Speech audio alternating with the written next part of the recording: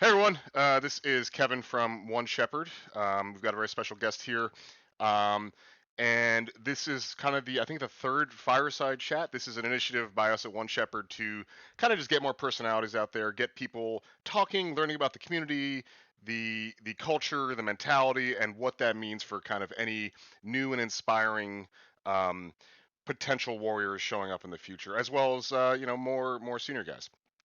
Introductions wise, my name is Kevin. I am a black hat at Bravo Company. I've been going to One Shepherd for I think 5 years now. And in my 5 years at One Shepherd, I happened to come across a couple of times a notable YouTube personality named Brent. Brent, I'd love you to just introduce yourself, how long you've been at One Shepherd, and I guess what you want to get out of this kind of conversation here. What's going on, everybody? This is Brent with the Brent0331 YouTube channel, and appreciate the invite to come speak with y'all tonight. I'm glad to do what I can to help support the organization. One Shepherd is just a phenomenal organization. I first got involved with it in 2017. A good friend of mine now, Mike Klein, back then had reached out to me via message in YouTube. Used to be able to send messages in YouTube back in the day. They since long have You deleted dated that yourself option. there, Grandpa. Yeah. But Mike had reached out to me and said, hey, Brent, I think, based on your YouTube channel, I think this is something that you'd be very interested in. And to be quite honest and frank, I had seen videos of One Shepherd. I had stumbled across them. One in particular was them doing like almost like a Winter Forge type event. They were out in the snow, and then there was another video where they were just talking. It was Doc, and he's talking small unit tactics and stuff. And there those guys are, shooting each other with miles gear. And I remember thinking to myself, like, man, that's so awesome. I'd love to go do that. But it's in Missouri, and I'm in Texas. I'm not going to drive up there, right? Well, then here we go. Enter Mike Klein sends me a message, and he's like, hey, Brent, given your YouTube channel, which, if you guys don't know, my YouTube channel, it's going back to like my early days. I started doing like camouflage testing, right? Because I have a passion in camouflage. And then that kind of evolved in, as a Marine infantryman, as a combat veteran of Iraq and Afghanistan, I wanted to kind of take the lessons learned that I had learned in combat, and project those to my fellow infantrymen, both in the Army and the Marine Corps. I didn't want those lessons learned to be lost because typically, especially pre-internet or wide availability of like YouTube and stuff, like most lessons were essentially just passed down to grunts, right? Hip pocket classes, NCOs teaching young Marines, young soldiers. Yeah, you got pubs and stuff, but there just wasn't the wide availability of like things like YouTube back then. And to be quite frank, when I kind of first started doing small unit tactics, like there wasn't very many channels that were doing that stuff. So I saw the opportunity. I said, hey, this is a way I can reach out to more grunts by putting this stuff out there, and and making that stuff available to them. And Mike Klein had saw that stuff, and by this time I was pretty well established, but on the ascent in terms of gaining subscribers and stuff like that. He had reached out and said, hey man, would you like to come up to either a whole semester or an FTX? Which he explained to me, like the FTX is 3 days. It's the final culminating field training evolution at the end of each One Shepherd semester. It's force on force, and he kind of described like how it was. It's like there's no script. Essentially, each side is given their mission. They're given orders from higher, and it's execute. And it just sounded very fascinating. So I had reached out. I was like, hey, appreciate the offer, man. Could I invite a friend? And they were like, oh, absolutely. So I took my good buddy Bruce, who has helped me out on several YouTube videos in the past, and we went up there to Missouri and took part in an FTX. And my God, fell in love with it. The hooks were in. Oh, That's yes, absolutely. that's such a cool kind of story and dynamic. Most people like as a black hat instructor, my pride and joy is teaching the warrior basic class. You get to kind of see the new the fresh faces, and the first thing I ask them is like, hey, how'd you find out about it, and what do you want to do? And I shit you not, Brent, 99% of people says I saw Brent's videos, and that's what made me learn about One Shepherd and want to do it. So I guess kudos to you. And it's even cooler to me because naturally, for me being a one shepherd guy, not having any prior military experience, I had just kind of assumed that you were always part of one shepherd forever. But you started your YouTube channel first. I'd love to kind of dive into, I guess, your experience with YouTube, and I guess what you kind of touched on a little bit about like your passion project and wanting to get that tribal knowledge out to the masses. But I'd love to just know about like how it started. What were some of your growing pains? What did you like and not like about that whole kind of internet celebrity process? Yeah, sure. So, you know, my YouTube channel did not start because, Brent0331 wanted to start a YouTube channel and put out content every day. No, didn't start that way at all. And the perfect proof of that is my YouTube name. Like you look at any other YouTube channel and it's like it's a specific name oriented towards their channel. What's my channel's name? Brent0331. Does anybody know what that is? It's my first name, and then it's the MOS 0331, which is a machine gunner. That's Simple. a username. That's not a YouTube channel name. All right.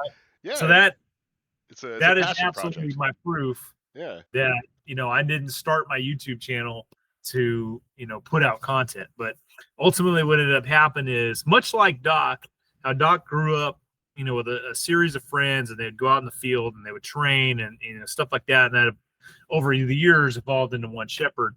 I pretty much did the same. Like as a kid, neighborhood kids, we go and play war, whether it be Nerf guns, cord guns, stuff like that, laser tag, in the woods with camouflage. That evolved into paintball.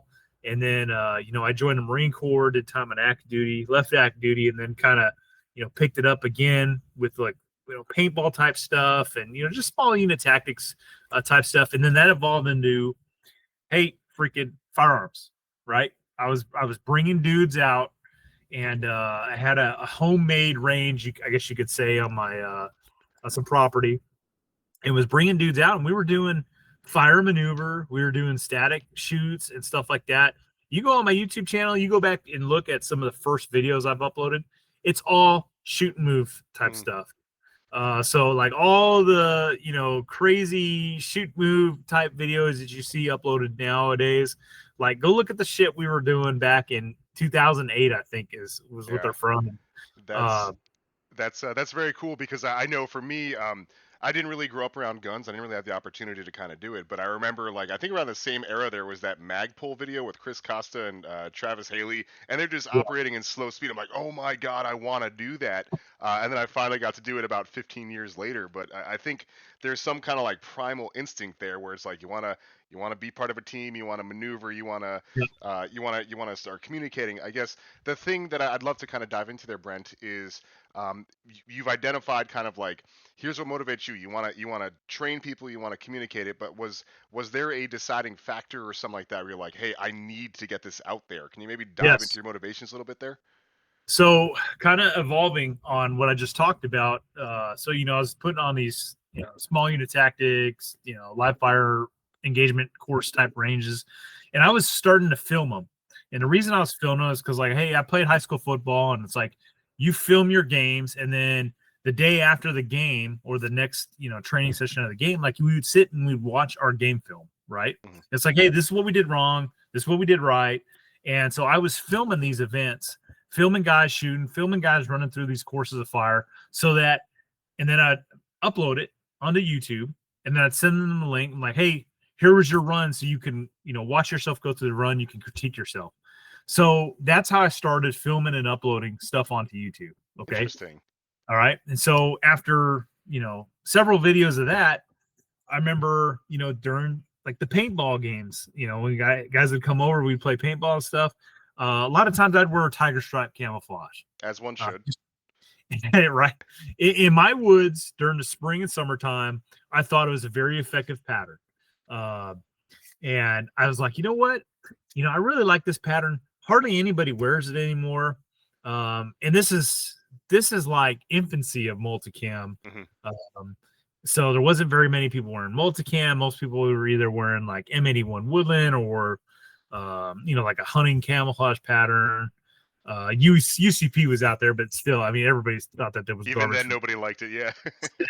Yeah. So, and then you had like your basic like British GPM and Flectarn. Like those were the big players, right?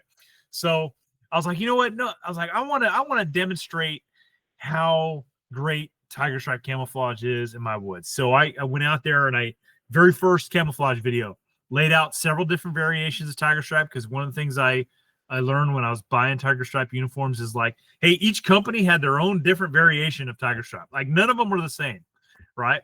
Like Proper had a different one than True Spec. True Spec had a different one in Rothko. So at the very beginning of this, like I laid them all out. I'm like, hey, these are the different companies. This is what their patterns look like. And hey, now I'm going to do an effectiveness test wearing some of these patterns. And I'd go out in the woods and, you know, I'd be in just sometimes hiding and, you know, and playing. How should I put this? Sometimes using some like vegetation in front of me. Right. And then sometimes just kneeling down, kind of in the open, but not behind vegetation, right? Just try to give the viewer that just a view. What does it look like? What does it look like in front of the vegetation, behind the vegetation, stuff like that, and then getting up and walking out of that position. And then like the whole thing was captured, right? So it's like you see the hiding portion, and then you see like getting up and movement, what it looks like moving and stopping and getting back down, and so on and so forth. So I upload this video and it starts getting a lot of traction. People are watching it, commenting, and it never ends. And it's still true this day, but half your comments are, oh, do this next, do that next. Yeah. Right.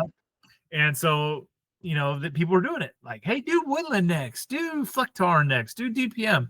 So I was like, you know what? I have those patterns because I've always been a fan of camouflage. I've always had a heat. It's now nothing what it is like now. But back then, even back then, I still had a large assortment of camouflage patterns from different various countries. So I was like, you know what? I have those patterns. I'm going to do videos on those too. So then there we go. Next one's Woodland. Next one's Marpat. Next one's British GPM. Next one's German Flectar. And it just kind of snowballed and taken off. Now, I got to throw this out there, even though this is like how my YouTube channel got going. It's not my passion. My passion was never testing camouflage patterns. That's kind of what I ended up being known for. But that was never my passion. That was just kind of like, hey, I just wanted to show people what tiger stripe looked like in my because I liked the pattern. And then it just kind of evolved, right? People wanted to see more. And, you know, being a person, it feels good to be able to deliver to people what they're asking for, right? Right. But my passion was always infantry, small unit tactics, teaching guys, you know, about patrolling, about ambushes, about the offense, the defense, all the lessons learned, all the things I learned in the Marine Corps through my years up to that point, so that those things didn't go by the wayside. I can now reach out via YouTube to grunts stationed on the other side of the country. You know, they're not organic to my individual unit. So at some point I evolved into that. And I think one of my first videos was like about patrolling, just basic patrolling considerations. Like, hey, if you're going to go on a freaking patrol, like these are the things you need to look at. These are the things you need to think about taking, you know. Yeah. I think there's a lot to kind of digest here. So one of the things I think is really paramount that I didn't even think about is the fact that these videos initially started as AARs. And I think like just demonstrating that, like especially with camouflage, it may not have been your passion, but now you have like a quantifiable, demonstratable like proof of like, hey, this camouflage works in this. And you know, I think the one thing that I guess to me from the outside, being a fat body civilian, the thing that really shined through was the passion. Like even if you weren't like your passion wasn't with camouflage, you really cared about kind of getting information out there and communicating it. And I think that's what was addicting to me, which was super cool. So I guess super interesting beginnings as well. Just you know using you know small team tactics in after action review capabilities there. I guess one of the things I'd love to kind of just dive into with the camouflage not being your passion there was like in terms of community engagement. How was that? Like presumably, don't take this the wrong way. You clearly were the prom king in high school. How was that? I guess early in that time frame, interacting with the internet and communities through there. I'm curious as your thoughts on what that was like and what you liked and what you didn't like about that. it was cool. You know, I didn't have a big social media presence on anything else other than YouTube, and it was kind of cool to see it escalate. And you know, I was at this point, I had, you know, served in Iraq twice. I was in the initial invasion in 2003, went back in 04, fought in the Battle of the Najaf, and then I had redeployed to, or had deployed for the first time to Afghanistan at around 2010, 2011 timeframe.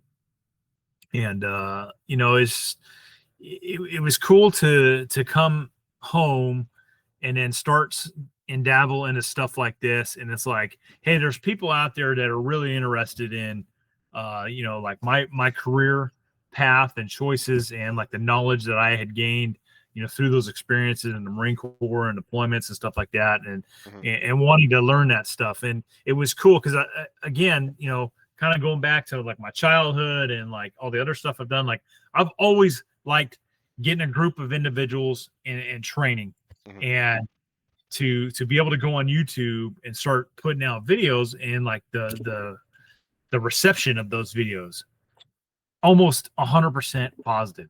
Yeah. Like, and the reason I say that is because the people that were watching those videos back then were like specifically searching for those. You know, I can't really speak to the YouTube algorithm, but I think back then it's more true that like when people were finding my videos and watching them, like they specifically typed in something. Patrolling. It wasn't YouTube like recommending my channel to them. It was like, you know, those people were typing in like, you know, patrolling considerations or something like that, and then my video is popping up. So, you know, people that were stumbling on my channel and they start watching and like, hey, you know, this guy's a Marine infantryman. You know, he seems to know what he's talking about, and he's putting out good content. And you know, they were posting that positive feedback, and it's contagious, man. When you get into YouTube and you start creating content and people are liking it, like it's a good feeling. It's a good feeling. I can imagine. I guess during that time, did you do any I guess diagnosis or not diagnosis, but like investigation on, I guess at that time, was there any metrics that you went off, or was it straight up engagement and kind of riding that passion train?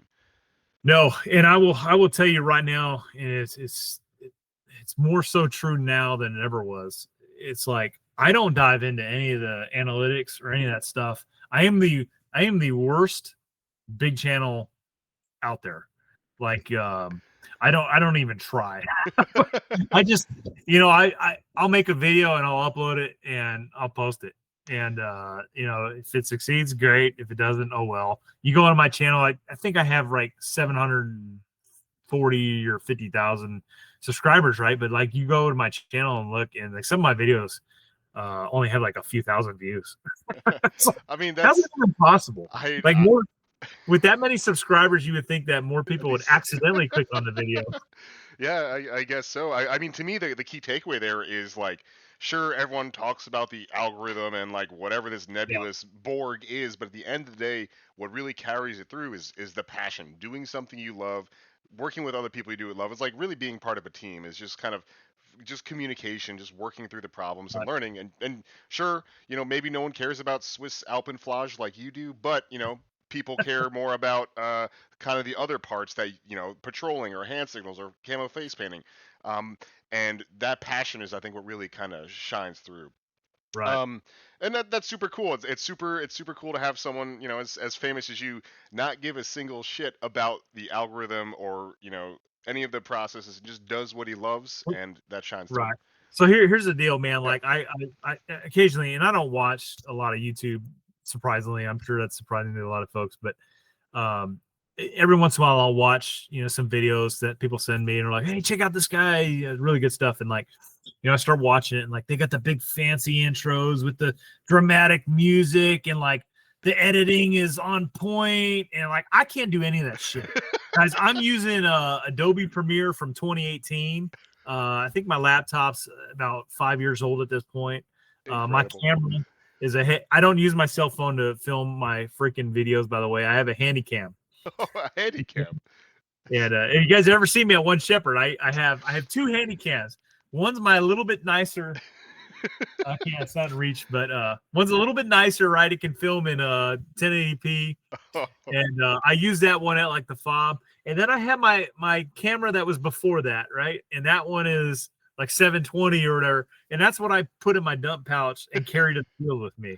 Like I don't It's have the these one high. that you can get destroyed and not have a Yeah, problem with. Yeah. yeah. I mean, it would still break my heart to like have it break and stuff, but I'm more apt to Yeah. allow that one to get exposed to the elements and break on me, than the other ones. But anyways, I say all that to say this: like, I don't have no professional, editing skills or team or anything like that.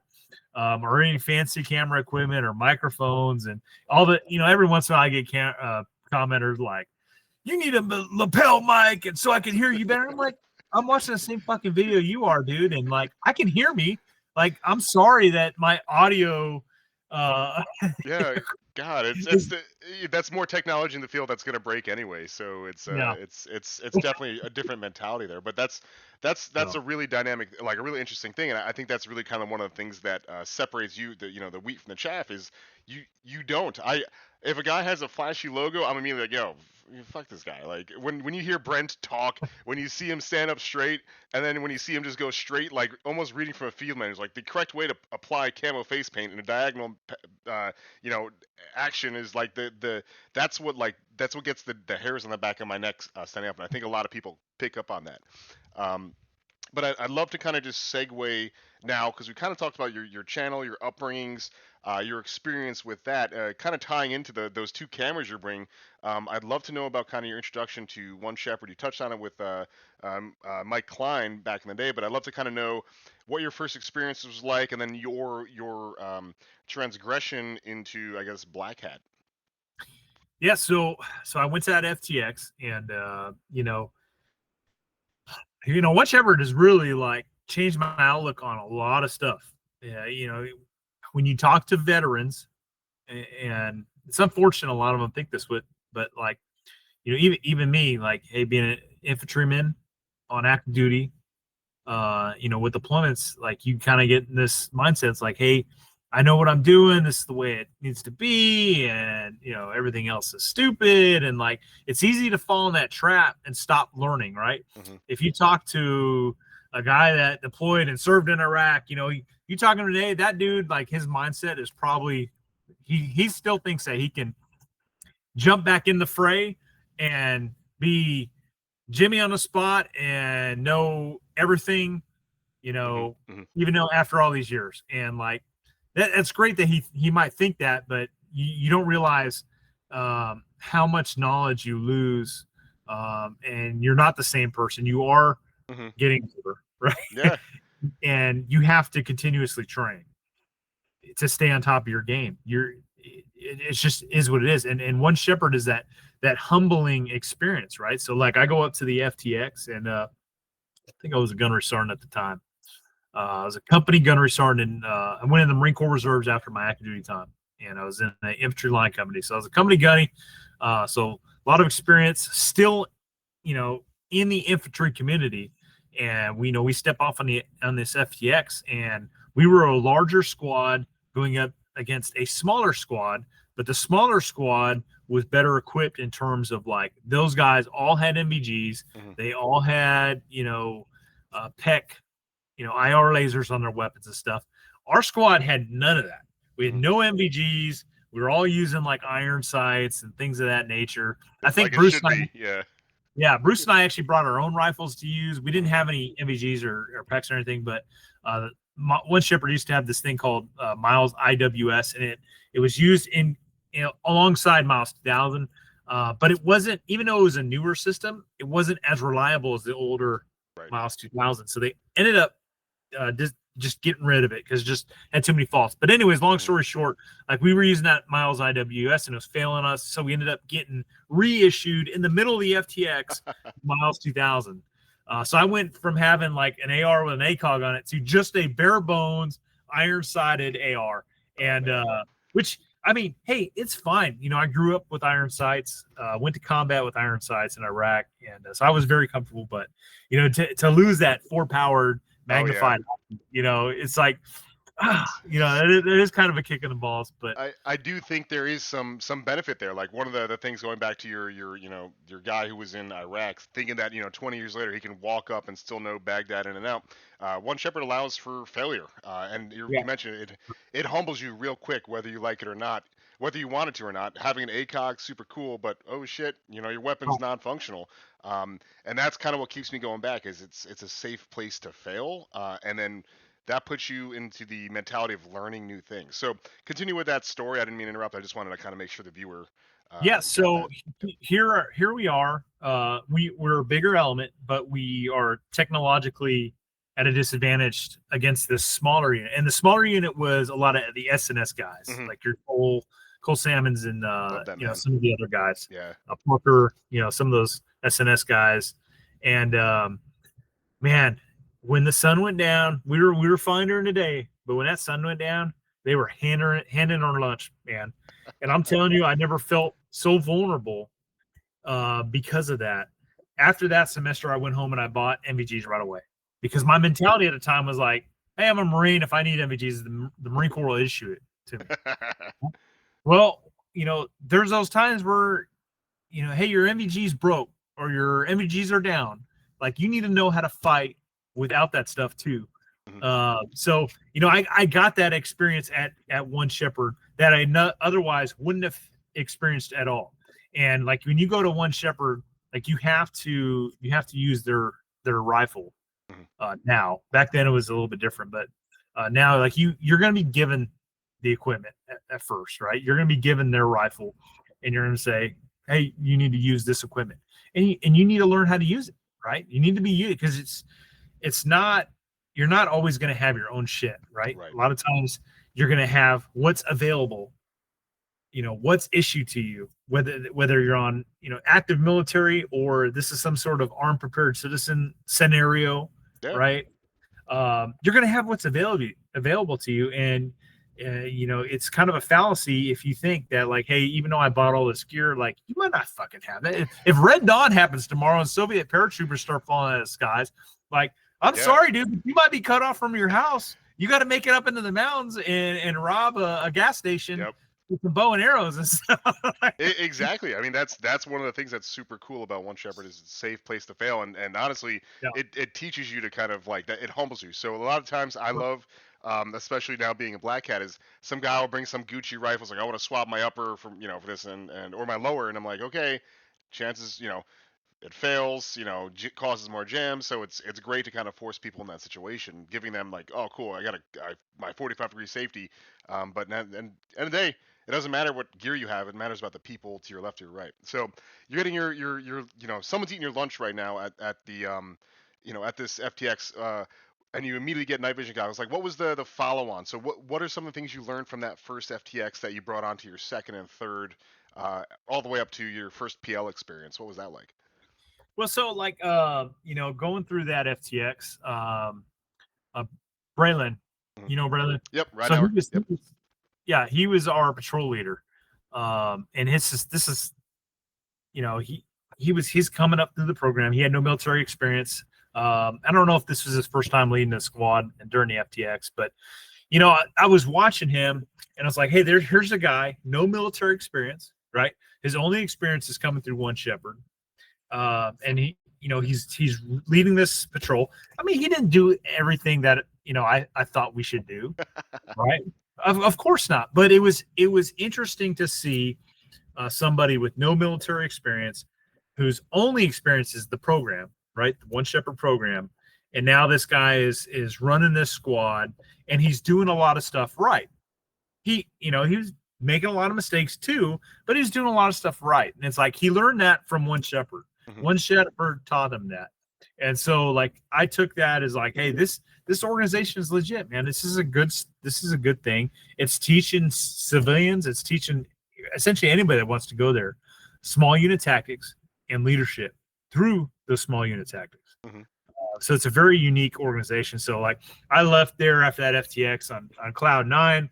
Like if you watch my very first video, my buddy Bruce and I, like we're in the car, like the last quarter of the video is us driving back, just talking in the car about our whole experience, right? Like everything we went through and, how it was. And it was great. So when it came time to, for another semester out there at Alpha, which, I mean, Alpha was the only one ship company at the time. I kind of was like, I want to document this, man. There's nothing else. There's nothing on the YouTubes about One Shepherd other than those, random couple videos. Right. And as great as this program is, it's like the best kept secret. And more people need to know about this. So I was like, you know what? I want to go back and I want to do, I want to document like each aspect of the semester, the basic warriors course, the situational training exercise, and then finally the field training of exercise at the very end, the culminating event.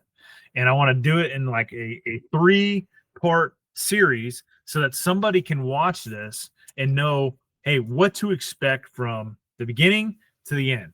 Because the average dude that is looking at One Shepherd's website and it's like, hey, a week's long training evolution, but they don't really know what it encompasses other than what the website tell you. I mean, how many people are going there? What are they doing? Like, no.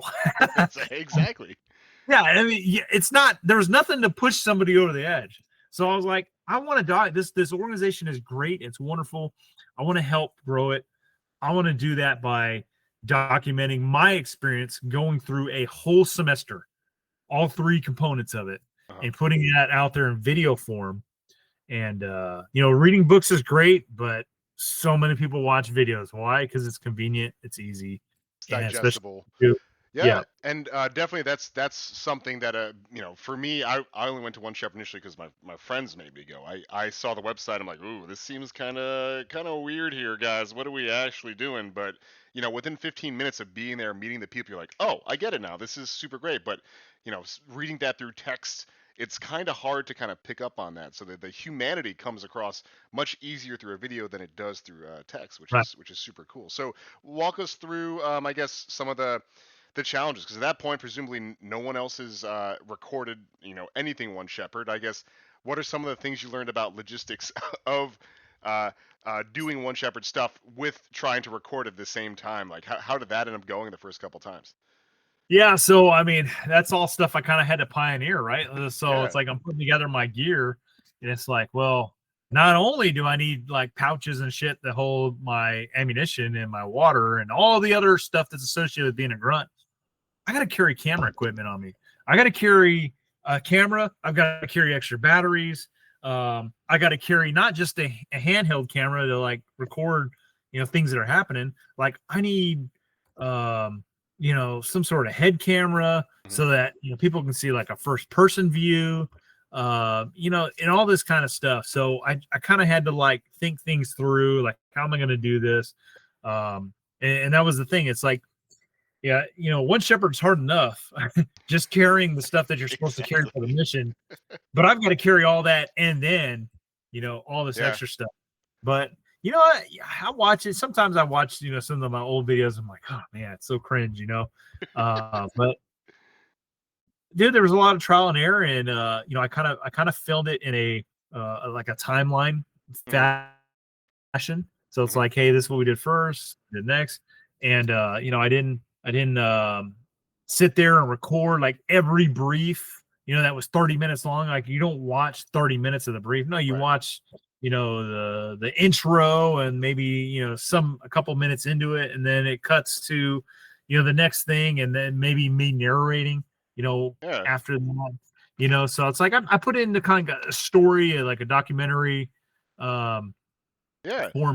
And, I think that's kind of cool too, because essentially the way I'm hearing this is you were basically making these videos for yourself. Essentially, you were kind of saying like, how would I want to watch this? And in doing that, I guess you made it more desirable than, or for a majority of the kind of user base here, which is super cool because it's relatable. Even though you've got all that high speed, low drag infantry experience, it's still relatable to the average Joe here who's just interested in what One Shepherd's about. So that's a really cool dynamic that I didn't think about either.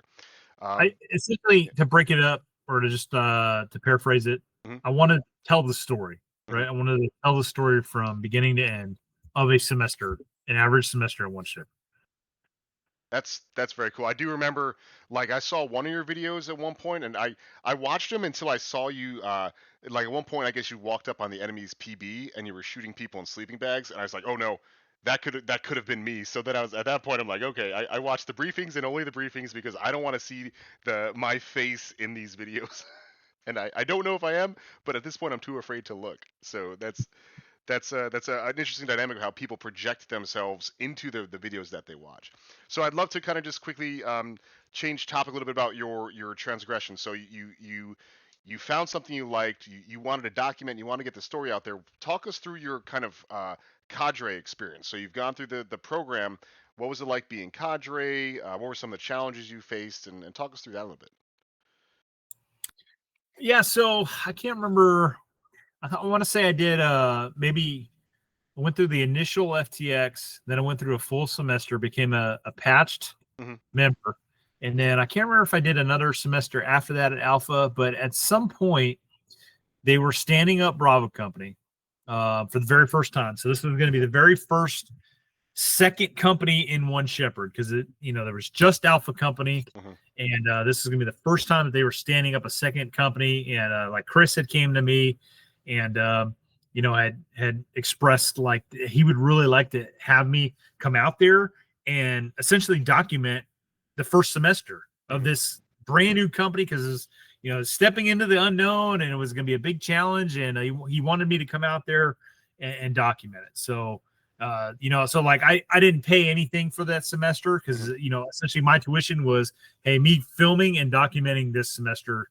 But in addition to that, Chris has said, hey, we know you're a Marine staff NCO.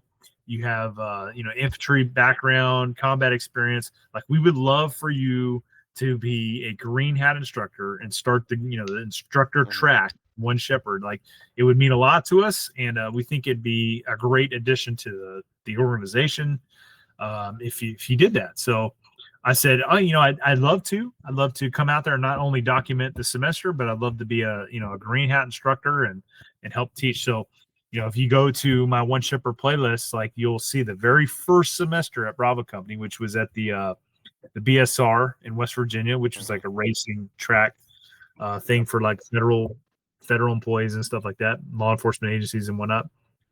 But you'll see that'll be my first semester as a green hat. I'm sitting there, I'm teaching, like, you hear cars racing in the background and stuff. But BSR, yeah, it was great, man. It was great getting, because at One Shepherd, right? And I think this is a benefit that you have in doing something like One Shepherd, or any training organization for that matter, where people are actually paying to attend, right? When people are actually paying their hard-earned money to go to a training course, like, they are 100% in tune, they're committed. Like, unless the government's sending them there and paying for their way, like, these people, if they're paying their own money, like, they're eager to learn and have your undivided attention. And unfortunately, that's not always the case in the military. Right? Yeah. And so it's nice when you come into an environment like this, where, like, hey, you got a bunch of dudes that paid to be there. They're 100% in tune with what you're talking about, right? And your passion is what they're receiving. And it's great to have an environment like that at One Shepherd, because that's what you have. You have people that want to be there, and they're wanting to learn. And when you are an instructor and you have a bunch of guys that are eager to soak up the information you want to put out, it's just like the YouTube channel, where you're getting the positive reinforcement and the comments and everything. Like, it's a good feeling, right? So going there and doing that first semester at Bravo, these people, I'm teaching classes. I can't remember what my first class, it might have been patrol base or something along those lines. But, like, people are really in tune, really paying attention. They're taking notes. We're going out there, we're doing the practical application, right? And you're asking for feedback, and you're giving the feedback, you're critiquing and whatnot. It was just a very good experience. And having a good experience like that makes you, as an instructor, want to progress and keep going and keep doing what we're doing. And for those that don't know, like, the instructors at One Shepherd, nobody's paid. We're the ones doing the teaching. We're the ones putting on the curriculum, not making a dime, right? It is 100% volunteer. Yep. One Shepherd is a nonprofit organization, and it really speaks volumes to the individuals and the type of person that's willing to say, hey, here I am, send me. I want to be an instructor and teach individuals. Yeah, Uh, the joke we have amongst Cadre at Bravo Company now is I'm on vacation, and as you're yeah, out in the field in the rain, hating yourself. yeah, That's a super interesting point too. I can kind of totally relate to that, because towards the end of like the warrior track, where you're understanding all of the nuances and stuff, you kind of get, I don't want to say jaded, but you kind of get it, kind of makes sense. And then going to the Cadre track, that's a whole nother ball game. That first night lane that you do as a warrior basic guy, you have like all this 10 pounds of shit to put a 5-pound bag. That happens all over again from the Cadre track, which is scary because you're supposed to be responsible, but it is very fun. And just like that, camaraderie that happens as a warrior basic guy, the same thing happens at the Cadre level. And that's kind of the thing that keeps me coming back, is it's another opportunity to kind of learn. You just learn different things. It's not about small unit tactics. It's more about uh, you know people, personality conflicts. It's almost like manager training. It's super super fulfilling for me.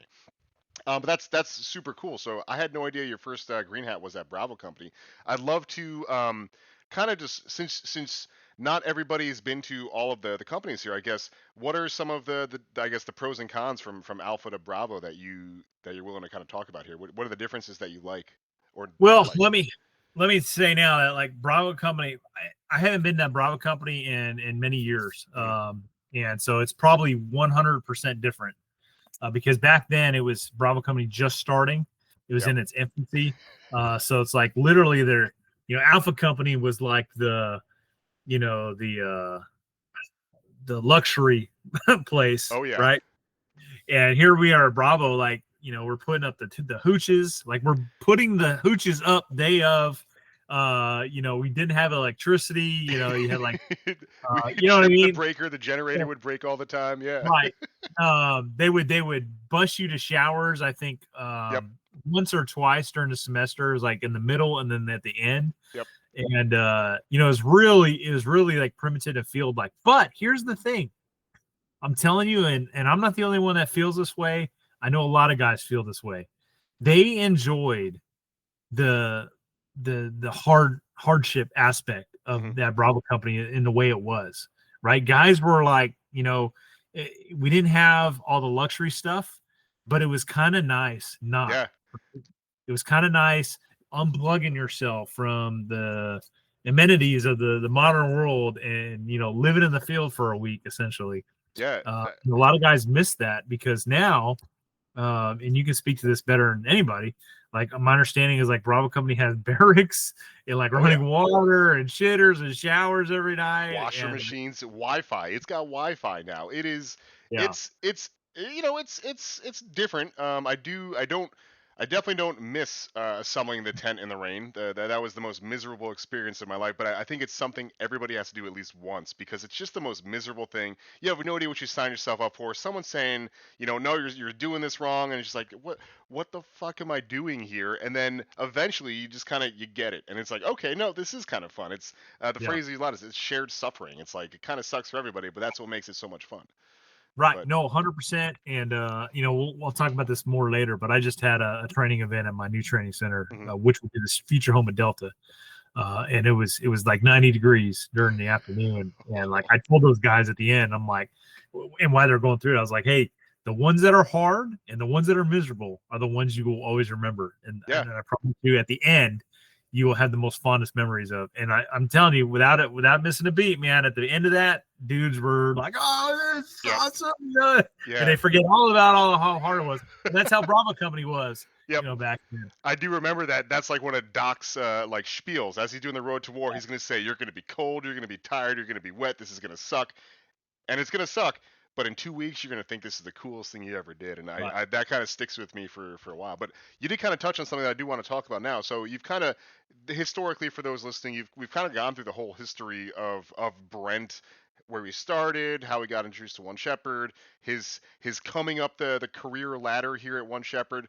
You just mentioned Delta company, so I'd love to kind of just know about um, what it is, and then how did it start, and we'll talk about that. Then we'll go into like what it actually is going to be. So like Delta Company, what is it?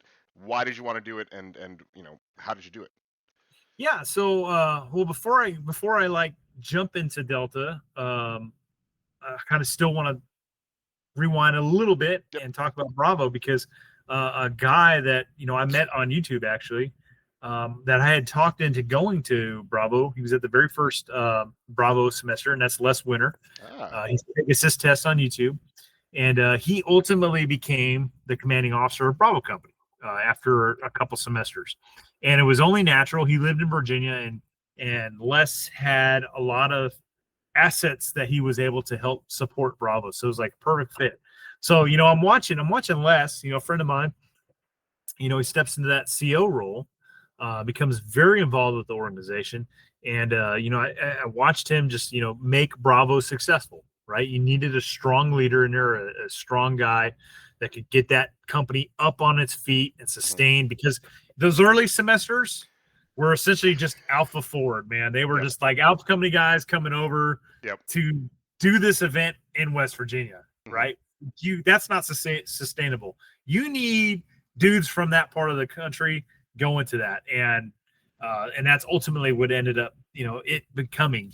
And that's a lot of hard work between like Les and Doc and a bunch of other guys that got it up on its feet. But anyways, I say that to say this: like, I watched Les, become the CO, and like, I saw that and I'm like, man, that's great, that's fantastic. I would love to do something like that. But here's the thing, dude. I live in Texas, right? Missouri is an 8-hour drive for me. West Virginia, and Virginia, I'm not buying flights twice a year. Like, I'm in the Marine Corps Reserve. I have my own civilian career, right? I'm married, children, all that stuff. Like, Les was able to do that because Les was there. He was there at Bravo. Like, he was not far away for where Bravo Company was. And I was like, man, I'd love to do that one day. But I need an AO. I need something in Texas. And I just didn't have the time or the ability to find and put in the ground and legwork to find a location that could facilitate something like this and get it up and running. Unless I owned the place, right? I was invested. I am able to facilitate everything because it's mine. And fast forward to this past January was Winter Forge. It's held every 2 years by SNS Training Solutions. And SNS Training Solutions, for those of you who don't know, it's kind of like the sister organization of One Shepherd. They do a lot of joint FTXs, and there's a lot of cross-pollination. There's a lot of guys that do both organizations, like myself. And I went up to this past Winter Forge that was done in January, and I'm driving up there again, 8-hour drive to get up to Alpha Company in Missouri. With the same place that they do the Alpha Company in Missouri is the same place Winter Forge is held. And I'm driving up there and I'm seeing all this beautiful land, right? Just vast openness and woods and rolling hills and even like, mountains and stuff. And I'm like, man, what's stopping me from owning property? Like, what am I waiting for? Like, seriously, like, I don't want to be 60 plus years old before I own property and I'm able to do all the things I want to do, right? Which is have training, conduct training, have a One Shepherd company in Texas. Because I'll be frank, guys, like, all the times I've gone up to Alpha Company, I can count on one hand how many guys I met from Texas. I can count on one hand how many guys I met from Oklahoma, Arkansas, Louisiana, right? My sphere of influence down here in this part of the country, guys weren't going up to Missouri. It's, even though I'm in North Texas, so I'm like the closest you can get to Missouri in the Texas state, and it's still an 8-hour drive for me. So, I was just like, there needs to be something in Texas. Like, it is just this untapped well. And so I started looking at property while I was at Winter Forge. And I found a place that had it was calling to me. It literally, like, if I could visualize one of the, like, perfect like training facilities, it was almost like it was like designed for one shepherd, right?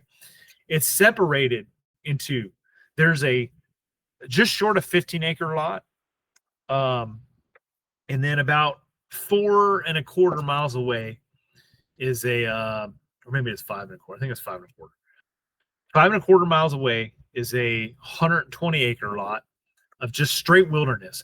And there's, like, because the lower property is near a major river, it's in floodlands. Like, nobody's built cabins or buildings or anything around it. It's all wilderness. So I don't have to worry about neighbors down there. I don't have to worry about, some of the things you have at, like, some of the other companies, like noise ordinances and stuff. Like, it's not an issue down there because people can't build down there because of how it's situated. And then the smaller area, it was perfect for a fob, right? It's not in a flood area, so you do have, like, other cabins and stuff around the area, but you had enough land up there to facilitate building a fob, and then you had enough land to facilitate doing small time maneuvers, instructional stuff, like teaching people how to fire team maneuver, and fire team rush, and do some patrolling and stuff, right? It's 15 acres. It's not like a parking lot. It's 15 acres of a small wooded area for people to do small things. And you can even do STXs in that small, if need be. And that way it keeps people out of the major AO. So when you do the FTX, people don't see it, right? They don't see it until game day. So it's not like Alpha Company. It's not like some of the other companies where it's like everything's done in the same AO, and then by the time you get to the FTX, it's like, oh, I've seen this before. I was here during the STX. I know exactly what this looks like. No, dude, you're not gonna see it till game day. So it's gonna be new. That's a very cool kind of design choice there. It's something that, especially as as a more senior warrior, I was always like, okay, well, if I were to, as Sticks Lane, if this is the FTX, where would I go and what would I do? And towards the end, you're absolutely right. It is easy to kind of rely on those handrails of, like, I know the house is here, Daphne's house is over there. That means I just got to go this direction here and I'll be back at the fob. That's a really interesting design choice. Did that just happen, or did you with regards to the two different areas, did that just happen, or did you find that area specifically for that? I guess how did that come? No, so like I said, when I was looking at different properties, and I started looking at that one, I was like looking how it was laid out and just how reading all the stuff that went into it, and I'm thinking this, right? I'm like, man, this is great, right? Like, I have this distance in between the two locations, so it's like, hey, you're probably gonna have to hike from the fob to the training area, right? Cool. So there's that, right? That's something One Shepherd does. We ruck a lot. You do the 2 mile initial hike so that you can get used to your ruck and see what's rubbing and everything. Yep. And then during the FTX, man, you ruck. You ruck in. You probably got to ruck out. Like, move your PB. Rucking, it's nonstop. Rucking's a thing. That's super cool. And again, I really enjoy kind of that almost like game design thing. It's like, well, we can have the first half take place here. It's smaller, safer, more flood protected. To for the FTX, remove all the stops here.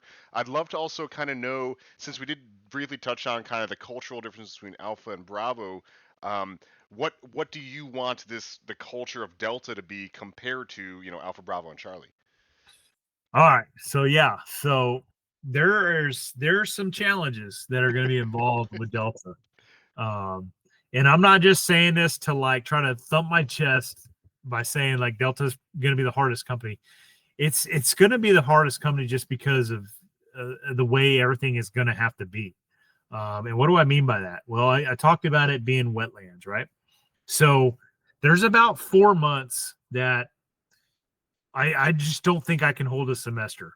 And that starts from February, essentially all the way into probably mid-August, that the flooding possibility is very real, and it can happen at any time. Oof. Yeah. And so it's like I can't host a semester during that time frame. So what does that mean? Well, spring semester is not going to happen at Delta. It just can't. I can't hold an FTX on 15 acres. Right. I mean, I guess I could, but it's going to be area defense, and it's going to be like World War I. Yep, and you start there, and go. Yeah. Very, very restricted. A lot of tactical control measures and stuff like that. And if push comes to shove, that or something like that ever happens, we'll make do. But I don't want to do that. I'd prefer to avoid that. So with that being said, there's that significant block where I've told Doc already, like, hey, I'm not comfortable hosting semester during this time frame. As much as I'd love to have a spring semester, it's not feasible. Like if it starts raining heavy, like I'd have to pull everybody out because like I said, it's 5.25 miles from the FOB to the lower AO. And it's just not good. So what does that mean? That means September is my first month that I can hold a FTX hold a semester. Well, I just did probably the best possible primer for hosting a One Shepherd semester that I could possibly ask for. It was amazing. We had 30-something dudes from a group called Light Fighters Anonymous. It's put on by a former Black Hat instructor, Brock.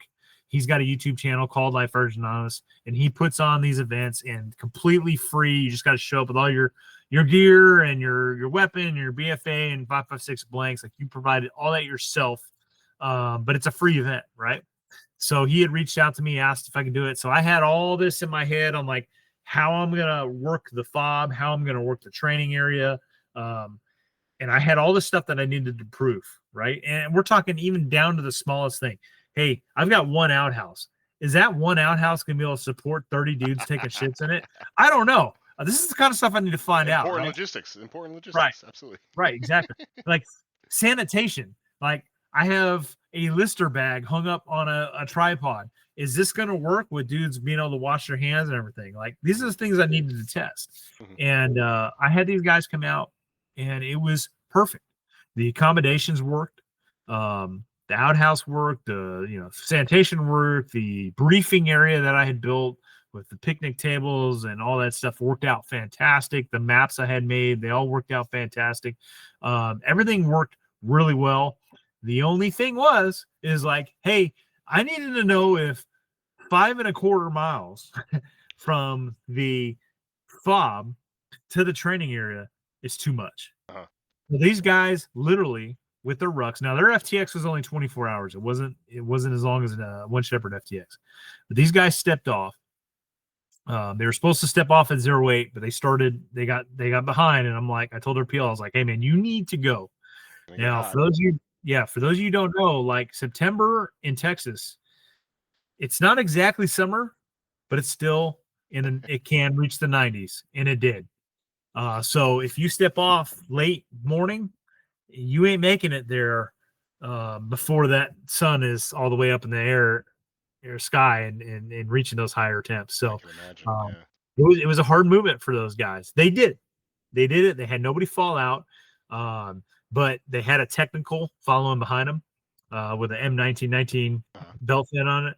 And that sucker started filling up with packs as it got on. But to their credit, these guys made the hike. But one thing I took away from that is, 5.25, at least in September, is probably too far for a One Shepherd semester. Yeah. So I'm going to need to come up with a method of getting people closer, inserting them closer. They're still going to hike, but 5.25 is probably too far. But these are the things I needed to know, and I was able to do it. I was able to take a complete group that was very, very similar to One Shepherd and put them through the ringer. And the other thing I needed to know is like, hey, how is the training area down there? Is it going to be good for facilitating force on force? Dude, it was perfect. It was great. Awesome. It's great. And down there, some of the things you encounter in, some of the other AOs of the other companies is like, hey, you get these thick, wait a minute bushes and vines and stuff like that. And too much vegetation. And, we use Miles gear, and Miles gear, it's great in some aspects, it's shitty in others. If you got too much vegetation and brush and stuff, it can defeat the lasers. And it sucks. But hey, it's in terms of force on force for what we're doing, There's nothing it's better. the best. Yeah, there's nothing better. It's the best possible simulation system that you can use. That AO down there in Texas, I'm telling you guys, it is perfect for Miles. That's super cool to hear. I guess so. It's also super exciting to hear you run these test events and stuff like that. So I guess with that being said, what are some of the things that you still need to test, or I guess what are you thinking that you need to kind of focus in on for the inaugural Delta session? So next month in November, I'm going to be briefing the Shepherd's Council. I have a brief put together, and I'm going to brief the Shepherd's Council on like my ideas, what I've learned, what are some sustains, what are some improves, what kind of support I'm going to need. One of those things are what times a year I think I can put on these semesters. I would still like to do 2 semesters a year, but I have to work in the confines of flood seasons. That's important. I also have to work in the confines of, hey, I told you before, like this land and woods is wonderful. There's nobody that lives down there. Well, guess what? The people that own land there are hunters. There's hunters. So I don't want to put people in the woods during rifle season, right? So right now we're in October. October is bow season. The weather is perfect. It's like 65 to 85 degrees here in Texas right now every day. Beautiful weather. It's bow season. So I've kind of got a way, do I risk pissing people off that are bow hunters? There's not very many bow hunters. I'm a bow hunter, right? So like I would kind of be a little deterred if there was a massive firefight taking place next door to me while I'm trying to bow hunt in a tree stand. But at the same time, it's like, how many bow hunters are actually out there? So, those are things I got to think about. I got to kind of maybe talk to some neighbors and find out how many people are actually bow hunting down there during bow season, because October would just be phenomenal. That's I'm in Central Florida, and it's so easy to kind of forget how perfect it is in the South in these months. It's so miserable 90% of the year, but there's this nice little window where it's just perfect. So that's super cool. So also, it's really exciting to kind of know what goes into planning the logistics of an inaugural session. I guess the closing kind of statement, since we are coming up on an hour here, Brent, is I guess culturally, what do you want Delta to be? Who do you want it to draw in, and what do you want to do differently about it from Alpha, Bravo, and Charlie? So, like I've touched on, like Delta Company is going to be inherently tough. We are not going to have the nice amenities of a building and showers and all that stuff. As it stands right now, I have, it's kind of a lie. I will have a shower. My cabin's going to be there. It's kind of be like, if you think of Alpha Company, you think about that main like mobile house that's kind of, where chow is. Chow is served and stuff like that. I have a cabin that's getting renovated there. There will be one shower in there. Cadre only, maybe? Cadre only. Well, I mean, here's the thing. Like, hey, I've already talked about it. Like, instructors are volunteers, right? So there needs to be some benefit to being a volunteer instructor that's volunteering his time, not getting paid. So so Cadre would probably stay in there. That shower will not be used. So it's like you probably won't shower at all if you come to Delta. I'm just being straight up with you guys, unless I'm able to build stuff with like solar showers or something. But I have to get the living quarters figured out. I got a medium GP tent when I was up at the last Alpha Company semester. They gave it to me. It's in the bags. It's too heavy for me to go through and inspect everything. I'll be straight up. I pulled that stuff out. I've got a shipping container up there on the property. I just threw it in the shipping container. Like, I'm hoping that it's all in order. I do have multiple TP tents, like big, large, like 6 to 8 man TP tents. My original plan was, hey, we're going to break the students down into their fire teams and squads, and they're going to live with their squad in each individual tent. That's still a possible COA. So if this GP tent doesn't work out, but COA 1 is, I use military acronyms. Course of action is COA. COA 1 is put this GP tent together. Hopefully everything is there and works properly, and everybody lives inside that just like the other semesters, or just like the other companies that have GP tents, particularly Alpha.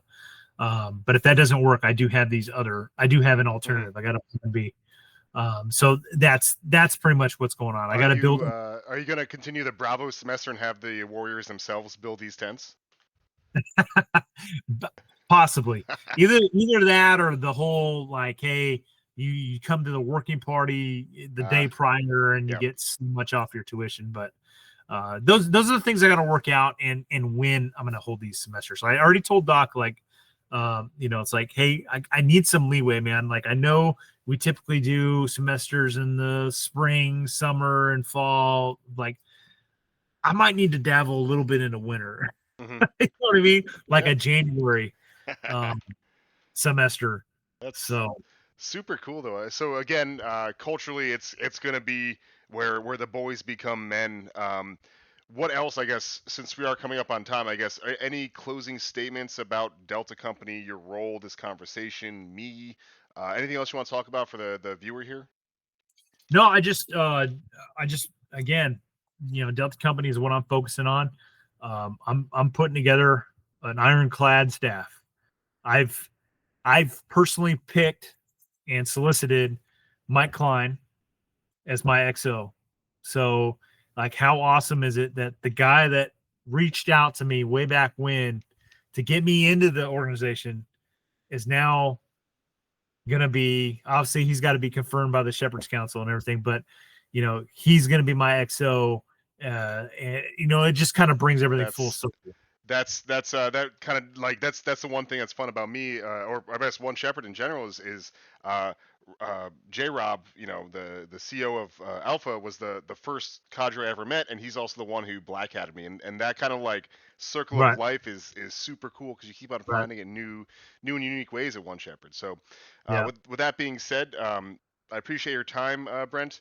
Hopefully the viewers learn something about your history, your upbringing. Delta Company, it's gonna, we got to think of a cool slogan for it.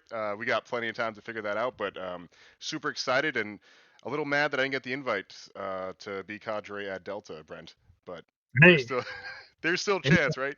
Right? It's out there, man. I'm telling you, I'm not turning anybody down. The guys that have told me, the guys that have reached out that said that they'll come down are all dudes that I've trained with over the years. They're all former.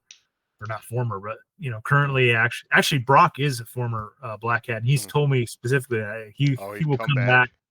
He will come back to help out with Delta, so that's great. So that's super cool. Anyways, Brent, thanks for your time. I'm gonna stop the recording, and I guess Brent, your YouTube channel, we'll put a link to that in the description, and make sure that we kind of just get information going back and forth. So again, thanks for your time, Brent, and I'm gonna stop the recording.